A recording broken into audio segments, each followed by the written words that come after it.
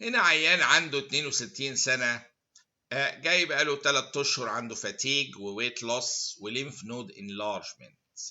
enlargement diagnosed as lymphoma، يعني جاب لنا الدياجنوسيس ايه كمان.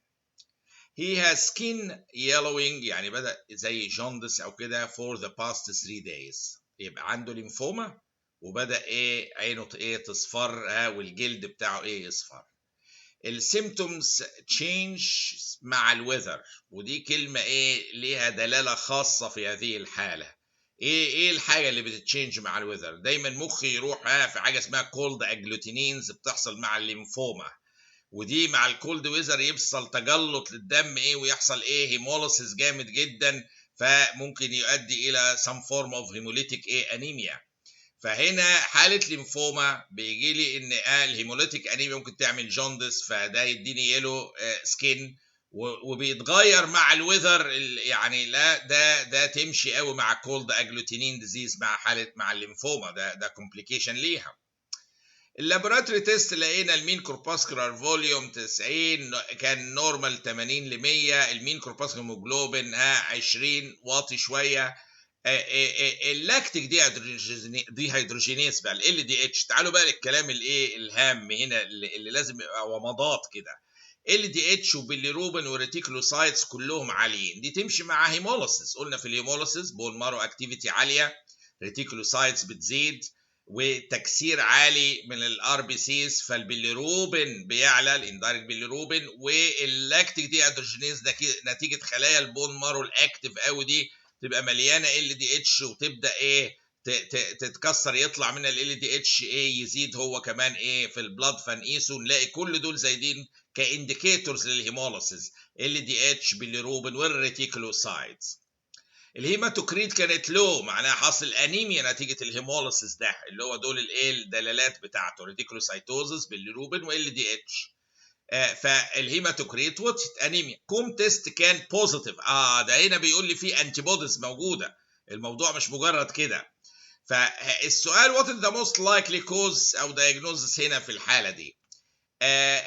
شوفوا، طالما هي حاله ليمفوما وبدا موضوع الجوندس ده، طبعا ممكن احتمالات كتيره. ممكن مثلا واحد يقول لي ايه ده، ممكن ايه ليمف نود في منطقه البيلياري سيستم، ضغط على الكومن بايل داكت عامله لي الموضوع ده، ده احتمال.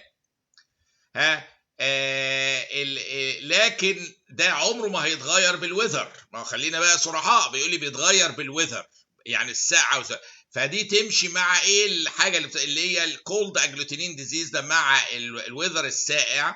الاجلوتينيشن بيحصل مع في الار بي سيز، بتحصل بيستيميليت البروسيس، يحصل هيموليسيس جامد قوي، يعمل ريتيكولوسايتوزس، والبيليروبين يعلى، والال دي اتش الهيماتوكريت توطى، وهنلاقي بوزيتيف ايه كوم تيست، والعيان يبدا يصفر كمان ايه، وزي ما قلنا ريليتد للويذر لما بتبقى الدنيا ساقعه. فدي تيبيكال اوتو اميون ايه كولد اجلوتينينز، تبقى تيبيكالي يوجوالي اي جي ام.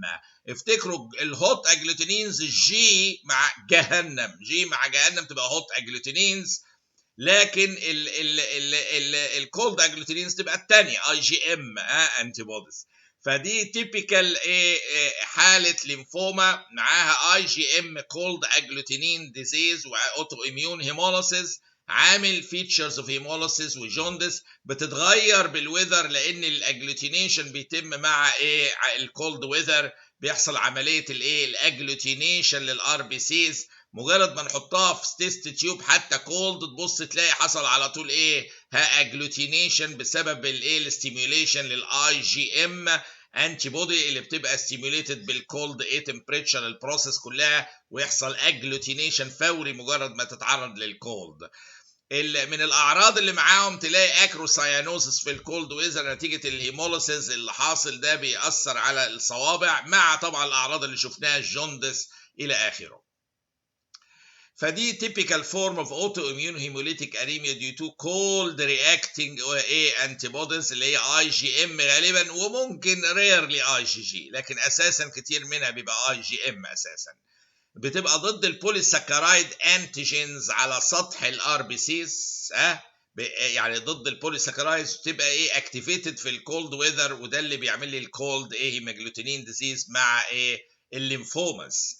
الاوتو اميون برودكشن اوف ذيس انتي بوديز ممكن يبقى برايمري مع النون كوز، وممكن سكندري لامراض زي في المايكوبلازما نيومونيا، الانفكشس مونو نيوكليوزس، الليمفوماز.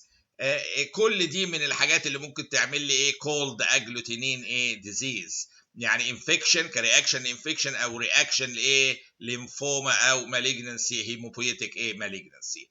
فبتبقى غالبا اي جي ام ريرلي اي جي جي، ولكن الوصف اللي شفناه ده الاجلوتينيشن بيتم وبيتغير مع الويذر. This is not a case of lymphoma ضغط على البيلياري داكت مثلا والبايل داكت وعامله لي جوندس، لا دي طبعا مش هتتغير بالويذر. فاللي بيتغير بالويذر ومعاه الانيميا اللي احنا لسه شايفينها دهيت، الهيماتوكريت كانت واطيه وكوم تيست بوزيتيف دي ده وهيمولوسيس جامد وبيتغير بالويذر، كل ده كولد هيماجلوتينين ديزيز، غالبا اي جي ام اوتو اميون اي جي ام انتي بودي هو اللي بيميديات. ونشوف السؤال اللي بعد كده باذن الله.